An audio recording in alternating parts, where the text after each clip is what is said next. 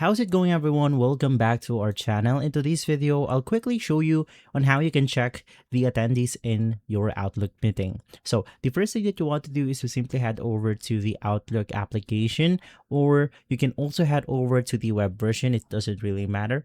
In here, you then want to click on the calendar icon below your screen because mainly you will be taken onto your emails. So you just want to click on the calendar and you will be able to see all of your available meetings. So in my case, it's going to be this one. You want to double click on your meeting and then this pop-up menu will show up. In here, you can then see the alert for the responses, but to simply view it better, you want to click on the tracking option. Now, this will only appear after you have invited someone onto your meeting, and then it's going to be present right here. So as of the moment, I am the meeting organizer. I didn't have a response yet.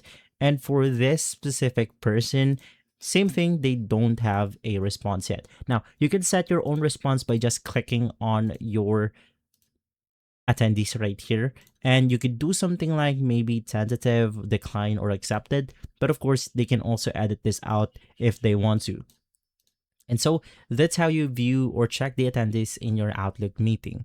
If this video has been helpful, leave a like, subscribe, and follow us for more videos like this. Thanks for watching.